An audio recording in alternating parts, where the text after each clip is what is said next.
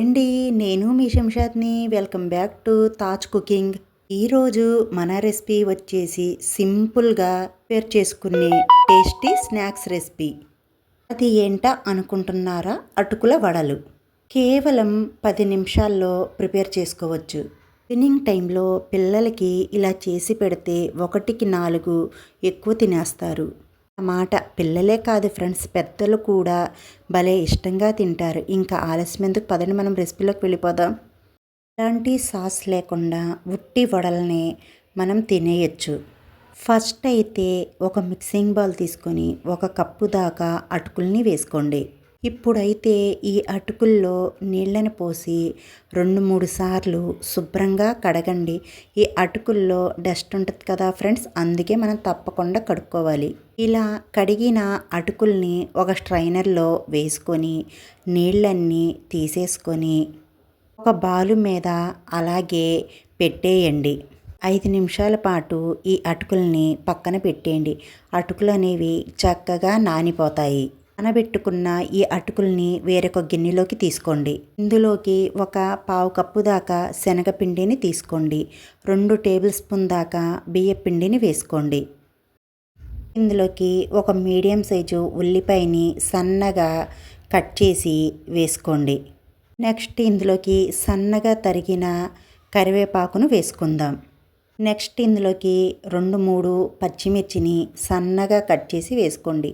కొద్దిగా పుదీనా, కొద్దిగా కొత్తిమీరని వేసుకోండి. నెక్స్ట్ ఇందులోకి 1/2 ఇంచు అల్లాన్ని సన్నగా తరిగి వేసుకోండి. స్పూన్ దాకా జీలకర్ర, 1/2 టీ స్పూన్ దాకా వాము, 1 టేబుల్ స్పూన్ దాకా నువ్వుల్ని వేసుకోండి. నువ్వులు వద్దు అనుకుంటే స్కిప్ చేయండి. 1 టీ స్పూన్ దాకా కారాన్ని వేసుకోండి. 1/2 టీ స్పూన్ దాకా చాట్ మసాలాని వేసుకోండి. ఇప్పుడు రుచికి సరిపడినంత ఉప్పును వేసుకుందాం. ఉప్పు మీ టేస్ట్ని బట్టి మీరు వేసుకోండి. ఉప్పును వేసాక అంతా కలిసే విధంగా కలుపుకోవాలి.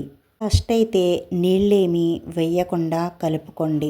ఈ ఉల్లిపాయల్లో ఉన్న ఈ తడితో ఈ పిండిని కాస్త కలుపుకోండి. అటుకుల్ని అన్నీ బాగా కలిసాక కన్సిస్టెన్సీ చూసుకొని అవసరమైతే కొద్దిగా నీళ్ళని వేసుకొని కలుపుకోండి. నీళ్ళు అనేవి ఒకేసారి వేయకుండా కొద్ది కొద్దిగా వేసుకుంటా ఈ పిండిని మనం కలుపుకోవాలి. సాఫ్ట్గా కలుపుకోవాలి. కాస్త మా ఛానల్కి మీ సపోర్ట్ ఇవ్వండి ఫ్రెండ్స్. మీరు ఇచ్చే ఒక లైక్ ద్వారా నా వీడియో అనేది చాలామందికి రీచ్ అవుద్ది. కాస్త కొత్తగా చూసేవారైతే మా ఛానల్ని సబ్స్క్రైబ్ చేసుకోండి. ఇలా చేతితో కలుపుకుంటూ మనకి ముద్దలాగా రావాలి. ఇలా ముద్దలాగా వస్తే ఇది పర్ఫెక్ట్ కన్సిస్టెన్సీ వచ్చినట్టు. చేత్తో కలుపుకుంటే ముద్దలాగా వచ్చింది కదా ఫ్రెండ్స్. ఇప్పుడు మనం ఈ మిశ్రమంలో నుంచి కొద్దిగా మిశ్రమాన్ని తీసుకొని రౌండ్ బాల్ లాగా చేసుకొని ఇలా రౌండ్ బాల్ లాగా చేసుకున్న తర్వాత ఈ ముద్దని అరచేతిలో పెట్టుకొని వడ షేపు ఇవ్వండి. వీడియో క్లిప్లో చూపించే విధంగా చేసుకోండి. మీరు కావాలంటే మధ్యలో హోల్ అయినా పెట్టుకోవచ్చు. చేసుకున్న వడని చుట్టూతా కొద్దిగా షేప్ చేయండి. ఇప్పుడు ఈ వడని ప్లేట్లోకి పెట్టేసుకోండి. ఇప్పుడు మిగతా వడల్ని కూడా ఇదే విధంగా ప్రిపేర్ చేసుకోండి. ఈ వడ అనేది అలా అని మరీ పలాచగా ఉండకూడదు, అలా అని మరీ మందంగా ఉండకూడదు. వీడియో క్లిప్లో చూపించే విధంగా ఈ వడని ప్రిపేర్ చేసుకోండి. అన్ని వడల్ని ఇదే విధంగా రెడీ చేసి ఒక ప్లేట్లోకి పెట్టుకోండి. మన వడలు అనేవి రెడీ అయిపోయాయి కదా ఫ్రెండ్స్. ఇప్పుడు మనం ముందుగా స్టవ్ ఆన్ చేసుకొని స్టవ్ మీద కడాయి పెట్టుకొని 4 టేబుల్ స్పూన్ దాకా ఆయిల్ని వేసుకోండి. ఆయిల్ అనేది మరీ ఎక్కువగా పట్టదండి. ఆయిల్ బాగా వేడయ్యాక మనం ముందుగా రెడీ చేసి పెట్టుకున్న ఈ అటుకుల వడల్ని ఈ కడాయిలో ఎన్నైతే పడతాయో అన్నీ పెట్టుకొని వడల్ని ఫ్రై చేసుకుందాం. వడలు వేయగానే కలపకుండా 5 నిమిషాలు ఇదే విధంగా ఈ ఆయిల్లో ఫ్రై చేసుకోండి. 2 నిమిషాలు ఫ్రై అయిపోయాక ఇప్పుడు మనం రెండో వైపుకి అన్ని వడల్ని తిప్పుకుందాం. ఈ వడల్ని మనం అటు ఇటు తిప్పుకుంటా మంచి క్రిస్పీగా గోల్డెన్ కలర్లో వేగేంత వరకు మనం ఫ్రై చేసుకోవాలి ఈ వడల్ని. మరీ ఎక్కువ మంట మీద పెట్టుకొని మాత్రం ఫ్రై చేసుకోకూడదు.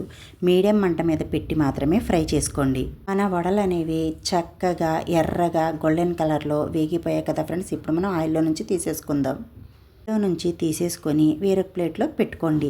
ఇంతే ఫ్రెండ్స్, ఎంతో రుచికరంగా ఉండే పిల్లలు కూడా పెద్దలు కూడా భలే ఇష్టంగా తినే అటుకుల వడలు రెడీ. మీకు కనుక రెసిపీ వీడియో నచ్చినట్టయితే మా వీడియోకి ఒక మంచి లైక్ ఇచ్చి మీ ఇంట్లో ట్రై చేసి కామెంట్ చేయండి. సబ్స్క్రైబ్ చేసుకోండి. Bye friends.